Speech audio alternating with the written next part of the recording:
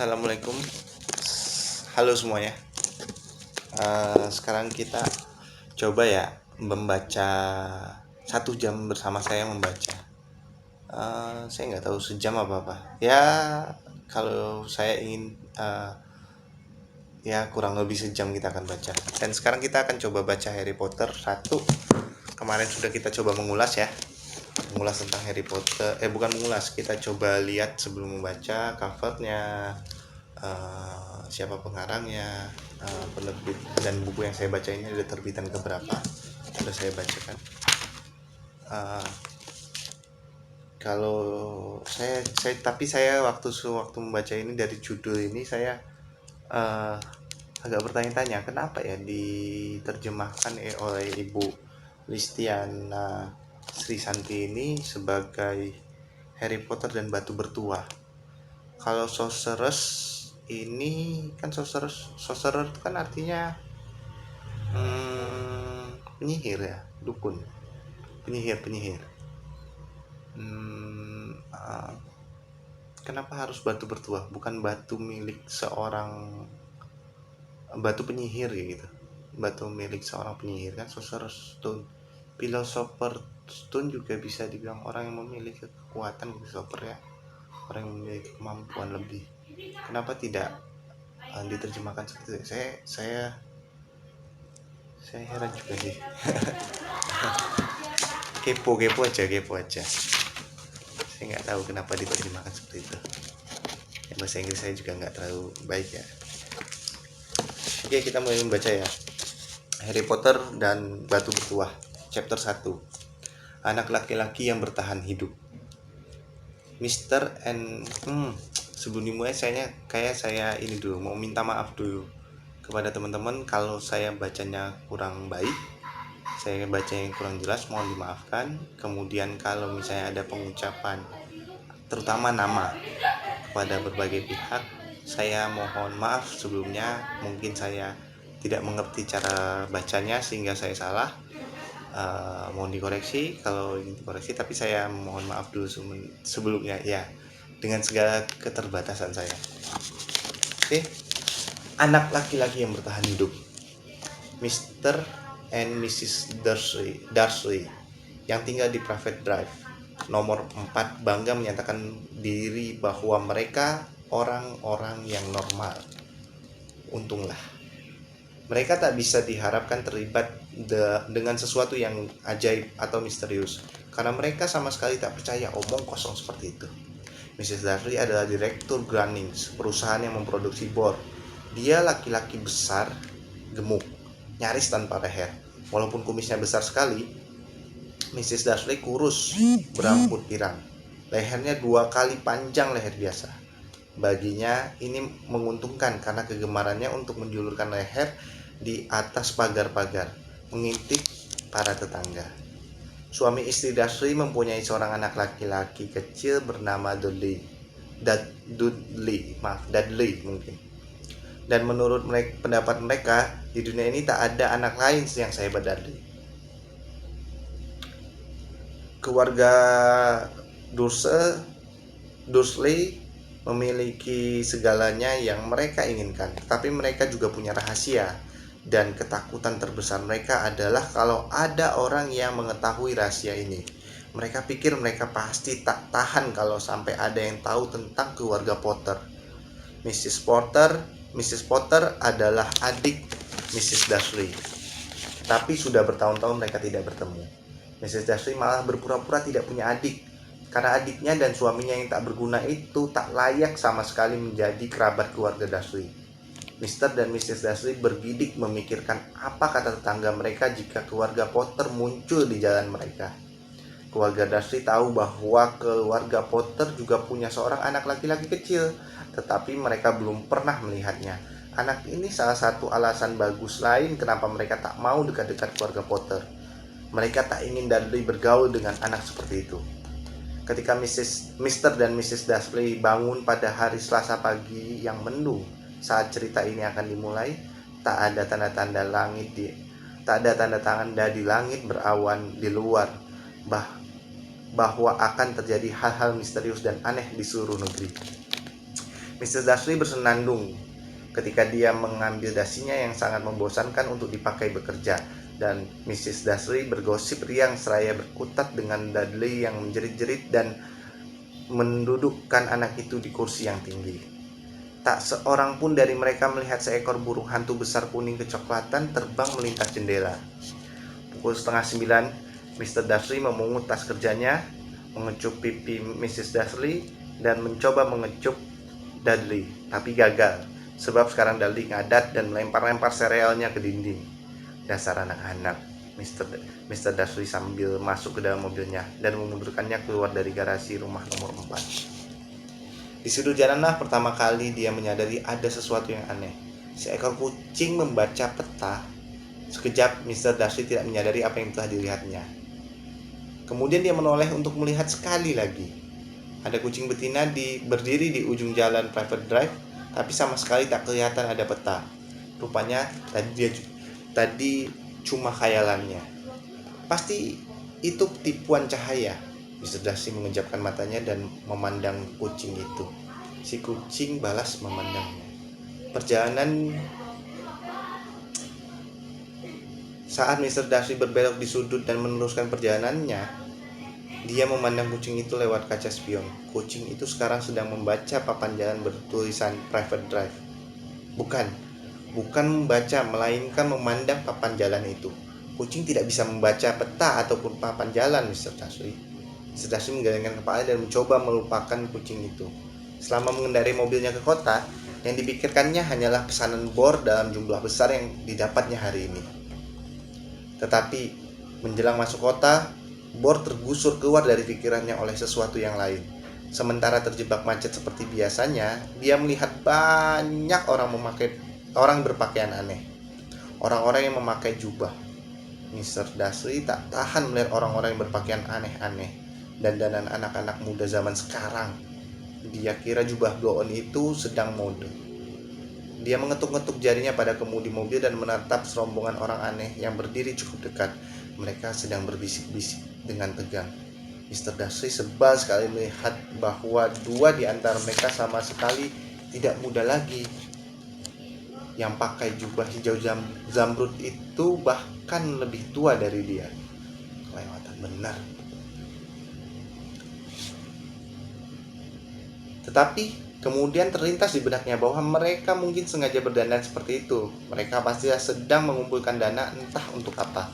Ya, pasti begitu. Kendaraan-kendaraan mulai bergerak, dan beberapa menit kemudian Mr. Darcy tiba di tempat parkir Groundings. Pikirannya kembali dipenuhi bor.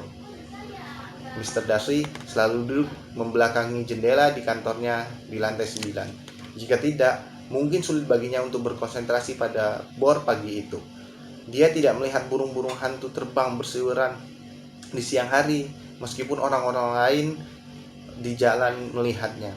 Orang-orang itu melongo dan menunjuk-nunjuk ketika burung hantu tak putus-putus berterbangan. Sebagian besar dari mereka belum pernah melihat burung hantu di malam hari sekalipun.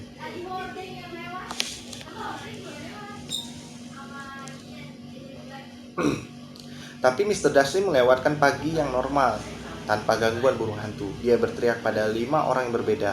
Dia melakukan beberapa pembicaraan telepon penting dan berteriak beberapa kali. Hatinya sedang senang sampai waktu makan siang ketika ia memutuskan akan melemaskan kaki dan berjalan ke toko kue di seberang jalan.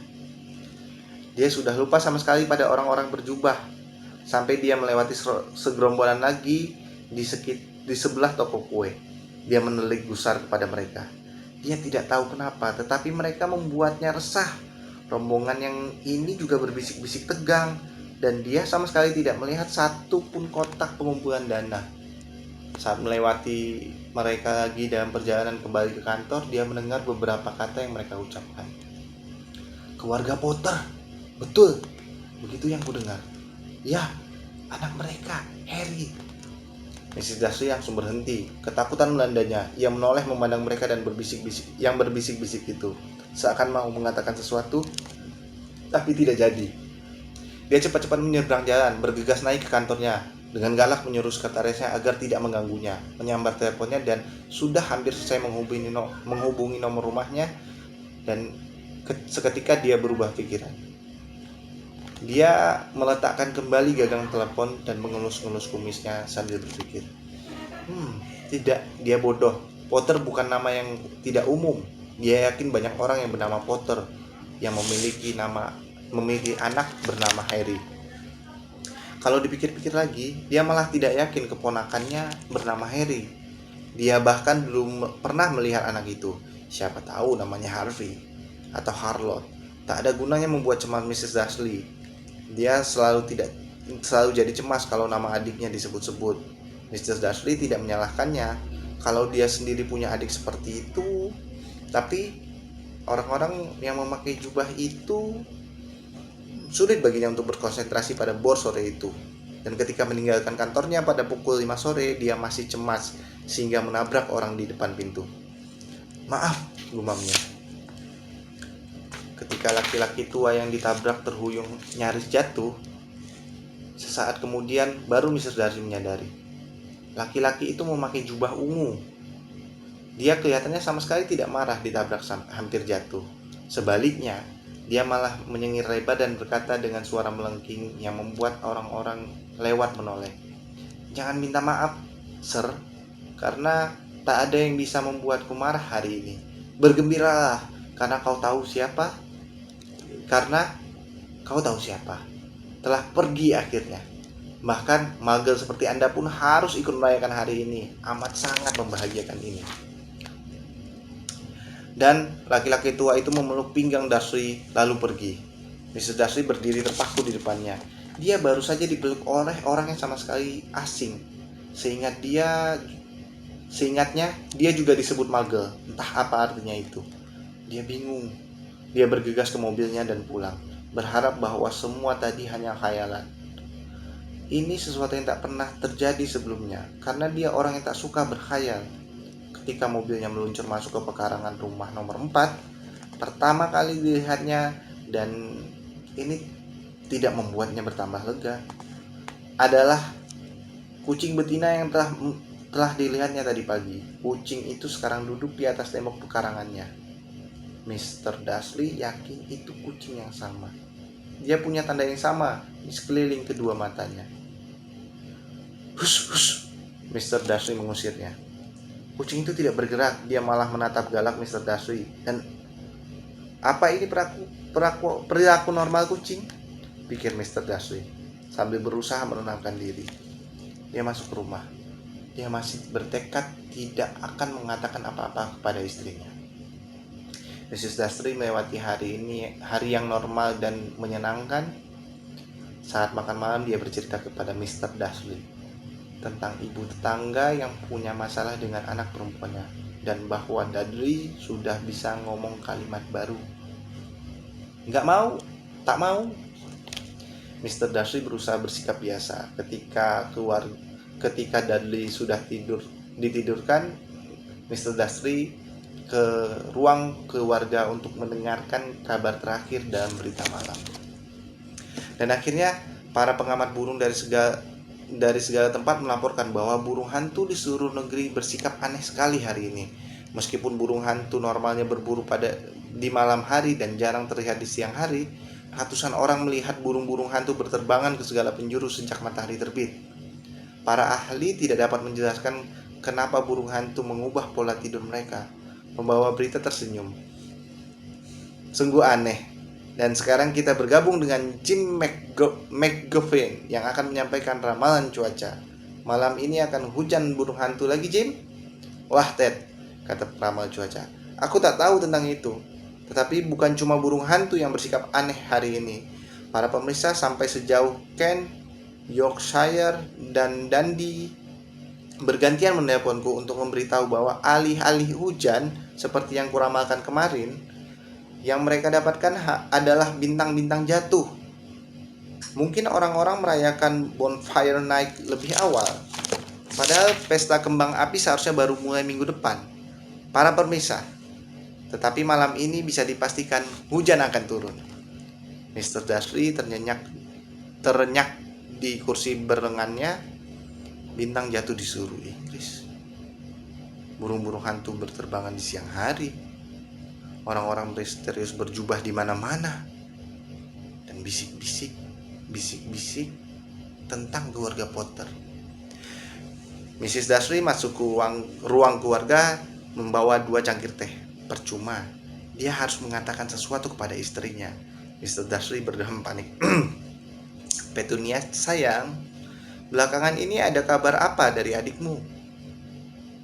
Seperti dugaannya, Mrs. Dursley kelihatan kaget dan marah. Ya, biasanya kan mereka berpura-pura tidak punya adik.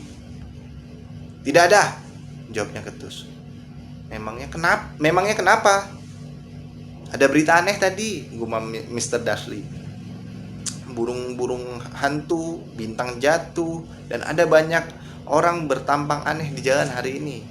Jadi, tukas Mrs. Dursley. Ya, cuma berpikir mungkin ada kaitannya dengan kau tahu kan kelompoknya. Mrs. Dursley menyeruput tehnya dengan bibir cemberut. Mr. Dursley mempertimbangkan, beranikah dia memberitahu istrinya bahwa dia telah mendengar nama Potter disebut-sebut. Dia memutuskan tidak berani saja. Sebagai gantinya dia berkata sebiasa mungkin, anak mereka seumuran Dudley kan? Kayaknya sih, kata Mrs. Dursley kaku. Siapa ya namanya? Howard kah? Harry, nama jelek yang kodian menurutku. Oh ya, Mrs. Dursley hatinya mencelos. Ya, aku setuju. Dia tak lagi menyinggung-nyinggung masalah itu ketika mereka naik ke kamar tidur. Sementara Mrs. Dursley di kamar mandi, mungkin saya gantikan Pak dan Bu ya. Mr. sama Mrs. agak ribet. Pak Dursley merayap ke jendela kamar dan mengintip ke halaman depan. Kucing ini masih ada. Dia menatap ke jalanan seakan menunggu sesuatu. Apakah ini hanya khayalannya? Mungkinkah semua itu ada hubungannya dengan keluarga Potter? Kalau begitu, kalau sampai bocor bahwa mereka masih kerabat pasangannya, wah, dia tak akan tahan. Suami istri Dursley naik ke tempat tidur. Ibu Dursley segera tertidur, tetapi Bapak Dursley tidak. Dia memikirkan segala kemungkinan. Pikiran terakhir dan menenangkan sebelum dia tertidur adalah seandainya pun keluarga Potter memang terlibat. Tak ada alasan bagi mereka untuk datang ke tempat keluarga Dursley. Mereka tahu bagaimana pendapat dirinya dan Mrs. Dursley mengenai mereka dan jenis mereka. Mr. Dursley tidak melihat bagaimana dia dan Petunia bisa terlibat dengan entah apa yang sedang berlangsung ini. Dia menguap dan berbalik. Semua itu tak akan mempengaruhi mereka. Betapa kelirunya dia. Mr. Dursley mungkin saja bisa tidur walaupun tak nyenyak. Tetapi kucing di atas tembok di luar sana sama sekali tak menunjukkan tanda-tanda mengantuk.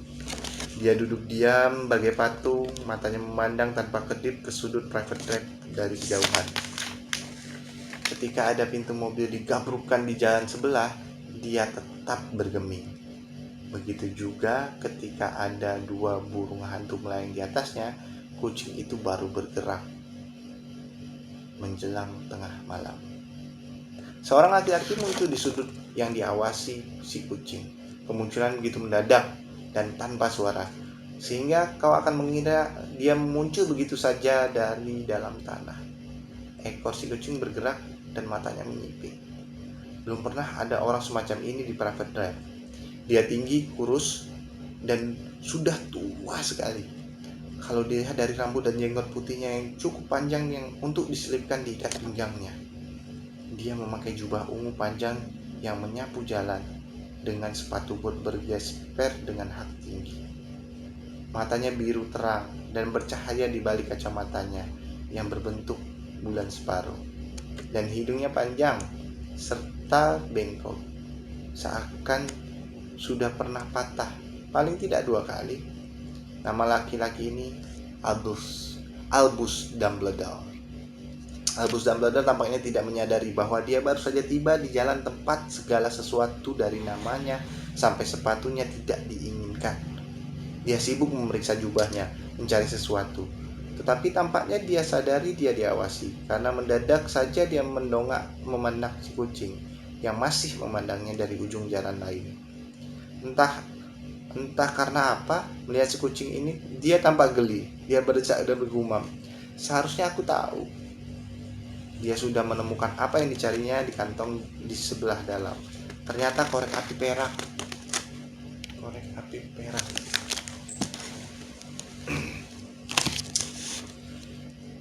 Dibukanya, diangkat ke udara, lalu dinyalakannya. Lampu jalan terdekat padam dengan bunyi pop pelan. Dinyalakan lagi, lampu berikutnya ikut padam. 12 kali ia menyalakan pemadam lampu, sampai cahaya yang tinggal hanya 2 sorot kecil mungil di kejauhan, yaitu mata si kucing yang mengawasinya. Jika ada orang yang melongok keluar dari jendela sekarang, bahkan si mata tajam Mrs. Dursley pun tidak akan melihat apa yang sedang terjadi di trotoar. Dumbledore menyelipkan pemadam lampunya ke dalam jubahnya lagi dan berjalan menuju rumah nomor 4. Setiba di sana, dia duduk di sebelah si kucing. Dumbledore tidak memandangnya, tetapi setelah beberapa saat dia mengajaknya bicara,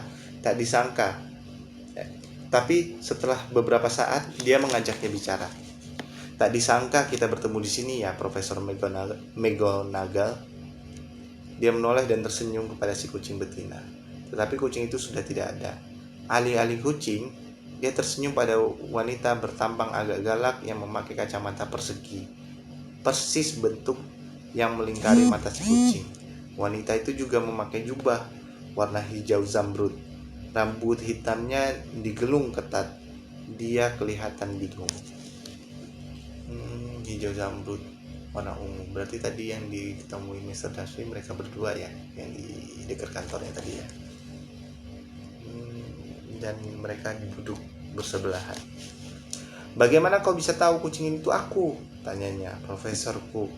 Belum pernah aku melihat kucing yang duduk begitu kaku. Kau pun akan kaku kalau sudah duduk di tembok bata seharian, kata Profesor McGonagall. Seharian? Padahal seharusnya kau bisa merayakan hari gembira ini. Aku melewati paling tidak selusin pesta dan perayaan dalam perjalanan kemari. Profesor McGonagall mendengus marah. Oh ya? Semua merayakan, katanya tak sabar. Kau pikir mereka akan lebih hati-hati? Tetapi tidak. Bahkan para mage pun merasa ada sesuatu yang sedang terjadi. Itu disiarkan di warta berita mereka. Dia menggidik kepalanya ke arah jendela ruang keluarga Dursley yang gelap. Aku mendengarnya, rombongan bulung hantu, bintang jatuh. Nah, mereka kan tidak bego. Keanehan itu menarik perhatian mereka. Bintang jatuh di Kent. Aku berani bertaruh, itu Daedalus Diggle. Dari dulu dia kurang perhitungan. Kau tak bisa menyalahkan mereka, kata Dumbledore lembut. Kita ulang. Kau tak bisa menyalahkan mereka, kata Dumbledore lembut. Tak ada yang benar-benar bisa kita rayakan selama 11 tahun ini. Aku tahu, kata Profesor McGonagall jengkel. Tapi itu bukan alasan bagi kita untuk lupa diri. Orang-orang ceroboh sekali, berkeliaran di jalan siang hari bolong, bahkan tidak memakai pakaian mage, bertukar gosip. Dia melirik tajam Dumbledore seakan berharap Dumbledore akan memberitahunya sesuatu. Tapi ternyata tidak. Maka dia meneruskan, bagus sekali jika pada hari kau tahu siapa akhirnya menghilang. Bangsa mage akhirnya juga tahu tentang kita. Kira-kira dia betul sudah pergi, Dumbledore? Kelihatannya begitu, kata Dumbledore. Banyak yang harus kita syukuri. Kau mau permen jeruk? Apa? Permen jeruk? Permen mage yang kusukai. Tidak, terima kasih, kata Profesor McGonagall. Dingin. Dingin itu gimana ya? Aku nggak bisa baca. Mencoba dingin. Seakan menurut dia bukan saatnya untuk memakan permen jeruk. Seperti yang kukatakan, bahkan jika kau tahu siapa sudah pergi, profesorku yang baik, tentunya orang yang bijaksana seperti kau bisa menyebut namanya. Segala omong kosong. Kau tahu siapa? Selama 11 tahun, aku sudah berusaha untuk membujuk orang akan menyebut nama dengan namanya yang sebenarnya. Voldemort. Profesor McGonagall berjengit. Tetapi Dumbledore yang sedang membuka bungkus 2 permen jeruk kelihatannya tidak tahu. Jadi, sangat membingungkan jika kita selalu berkata, kau tahu siapa? Aku tak bisa melihat alasan kita harus takut menyebut nama Voldemort. Aku tahu, kata Profesor McGonagall. Kedengarannya setengah putus asa, setengah kagum. Tetapi kau lain. Semua tahu kau salah satunya yang ditakuti sih. Kau tahu, oh baiklah, Voldemort. Kau membuatku tersanjung, jawab Dumbledore. Voldemort memiliki kekuatan yang tak akan pernah kumiliki. Hanya karena kau terlalu, mulia untuk menggunakannya. Untung sekarang gelap. Belum pernah mukaku semerah ini sejak Madame Pomfrey mengatakan dia menyukai tutup telinga baru. Profesor McGonagall memandang tajam Dumbledore dan berkata, burung-burung hantu itu bukan apa-apa dibanding dengan kabar burung yang tersebar. Kau tahu apa yang dikatakan semua orang? Tentang alasan kenapa dia menghilang? Tentang apa yang akhirnya menghentikannya? Kelihatannya Profesor McGonagall telah mencapai pokok masalah yang ingin sekali didiskusikannya. Alasan kenapa dia duduk menunggu di atas tembok keras dingin sepanjang hari, karena tidak sebagai kucing ataupun sebagai perempuan dia pernah memandang Dumbledore setajam ini. Jelas bahwa apapun yang dikatakan semua orang tak akan dipercayainya, sampai Dumbledore mengatakan kepadanya bahwa itu benar. Tapi Dumbledore malah memilih permen jeruk yang lain dan tidak menjawab. Apa yang mereka katakan? Dia meneruskan. Adalah bahwa tadi malam Voldemort muncul di Godric's Hollow. Dia datang mencari keluarga Potter. Menurut gosip, Lily dan James Potter mereka sudah meninggal. Dumbledore menundukkan kepalanya. Profesor McGonagall memekik kaget. Lily dan James. Tak bisa aku percaya. Aku tak mau percaya.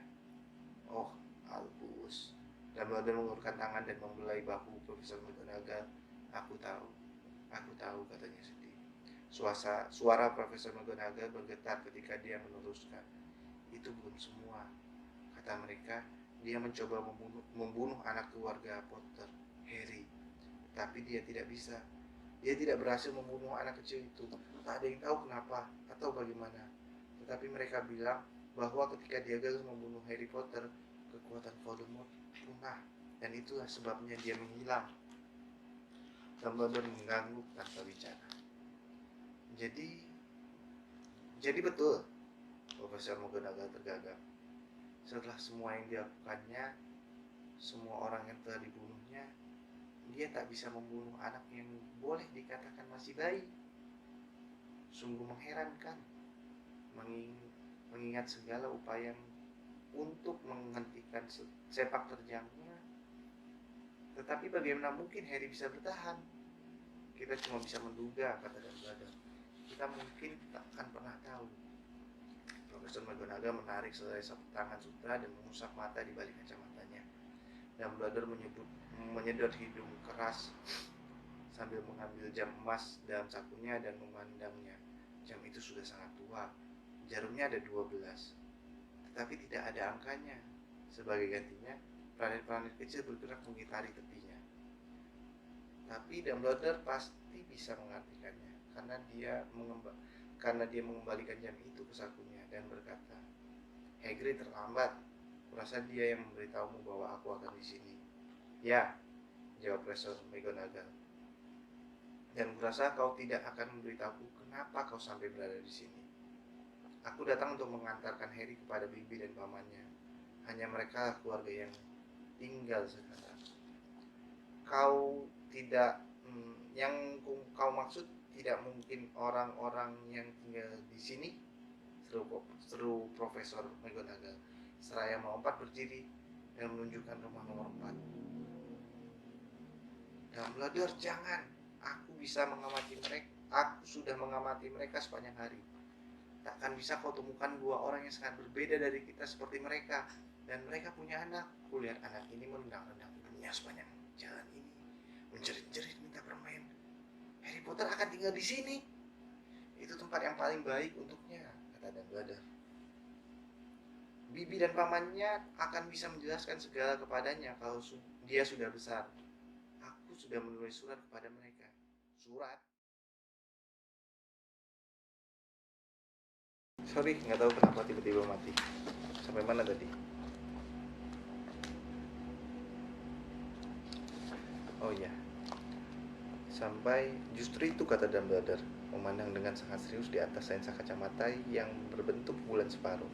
Semua itu bisa membuat sombong anak manapun. Sudah terkenal sebelum dia bisa berjalan dan berbicara. Terkenal gara-gara sesuatu yang ingat pun dia tidak. Tak bisakah kau lihat, akan jauh lebih baik baginya jika dia dibesarkan jauh dari semua itu, sampai dia sudah siap menerimanya. Profesor McGonagall membuka mulut dan berubah pikiran, menelan ludah dan kemudian berkata, Ya, kau benar, tentu saja. Tapi bagaimana jika anak itu bisa tiba di sini? Dumbledore. Mendadak diamatinya juga Dumbledore, seakan dia mengira Dumbledore mungkin saja menyembunyikan anak itu di balik jubahnya. Hagrid yang akan mengantarkannya. Kau pikir bijaksana mempercayakan hal sepenting itu kepada Hagrid? Aku akan mempercayakan hidupku kepada Hagrid, kata Dumbledore.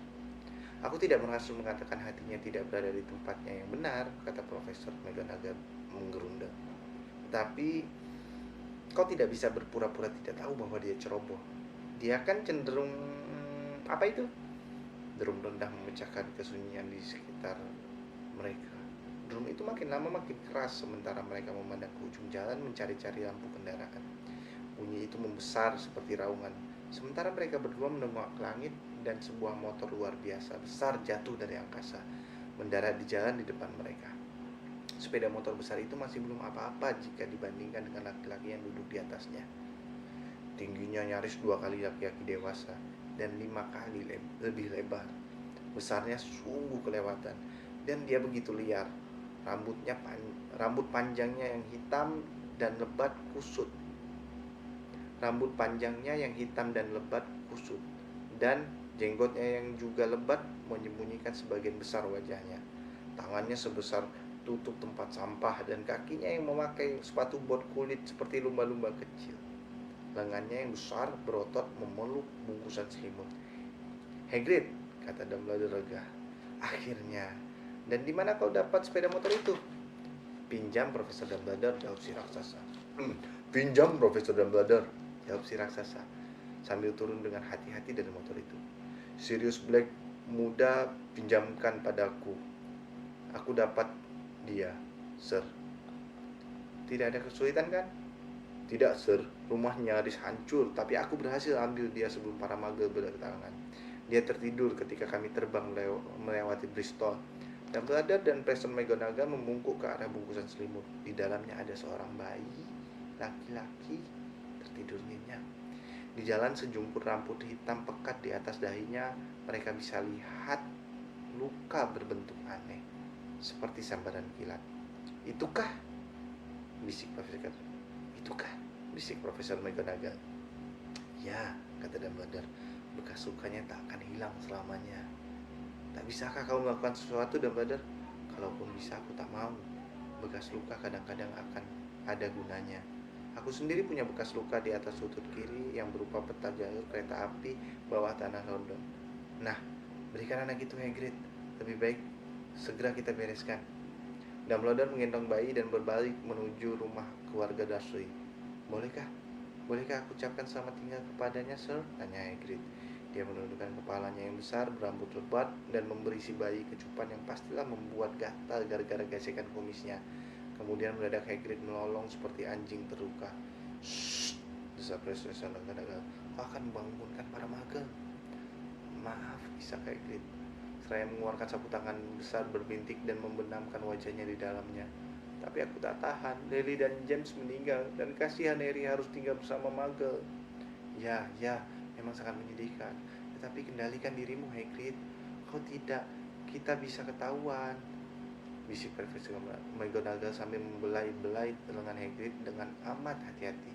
Sementara Dumbledore melangkahi tembok halaman yang rendah dan berjalan ke depan pintu. Dengan hati-hati dibaringkannya Harry di depan pintu. Diambilnya sehelai surat dan dalam jubahnya diselipkan di balik selimut Harry. Setelah itu dia kembali bergabung dengan dua orang lainnya. Selama semenit penuh ketiganya memandang bungkusan kecil itu. Bahu Hagrid berguncang. Profesor McGonagall berkali-kali mengejapkan matanya, dan kilat yang biasanya ada di mata Dumbledore seakan telah padam. Nah, Dumbledore, akhirnya begitulah tak ada gunanya lagi kita tinggal di sini. Lebih baik kita pergi dan ikut perayaan. Iya, jawab Hagrid senyap. Aku akan kembalikan motor Sirius malam, Profesor McGonagall, Profesor Dumbledore. Sambil menyeka air matanya yang mengucur terus dengan lengan jaketnya, Hagrid melompat ke atas motornya dan menstarternya. Diiringi deruman, motor itu pun berangkat ke angkasa, meluncur dalam kegelapan. Kita akan segera bertemu lagi, Profesor McGonagall, kata Dumbledore. Sambil mengangguk kepadanya sebagai jawaban, Profesor McGonagall membuang ingus. Dumbledore berbalik dan berjalan pergi. Di sudut dia berhenti dan mengeluarkan pemadam lampu peraknya. Dijeteknya sekali, dan kedua belas bola cahaya serentak meluncur menuju lampu-lampu jalanan, sehingga Private Drive mendadak terang dan dia bisa melihat seekor kucing betina menyelinap ke sudut di ujung jalan lainnya. Dia juga masih bisa melihat bungkusan selimut di depan pintu rumah nomor 4. Semoga baik, Harry, gumamnya. Dia memutar tumitnya dan kebutan jubahnya dia lenyapkan. Semoga baik, Harry, gumamnya. Dia memutar tumitnya dengan kebutan jubahnya dia lenyap. Angin sepoi meniup pagar-pagar tanaman di Private Drive yang rapi, yang berjajar diam dan teratur di bawah langit kelam. Di tempat setenang ini, tidak akan pernah kau sangka akan terjadi hal-hal menakjubkan. Harry Potter berguling dalam selimutnya tanpa terbangun, dengan salah satu tangan kecilnya memegang surat yang di sampingnya. Dia tidur terus, tanpa menyadari bahwa dia istimewa, tanpa menyadari bahwa dia terkenal, tanpa menyadari bahwa beberapa jam lagi dia akan terbangun mendengar jeritan Mrs. Dursley yang saat membuka pintu di depan dan menaruh botol-botol susu, atau bahwa dia akan melewatkan beberapa minggu mendatang didorong-dorong dan dicubiti oleh sepupunya, Dudley. Dia tak mungkin tahu bahwa pada saat ini orang-orang yang berkumpul secara rahasia di seluruh negeri semua mengangkat gelas dan berkata dengan suara pelan, "Untuk Harry Potter, anak laki-laki yang bertahan hidup." Chapter 1.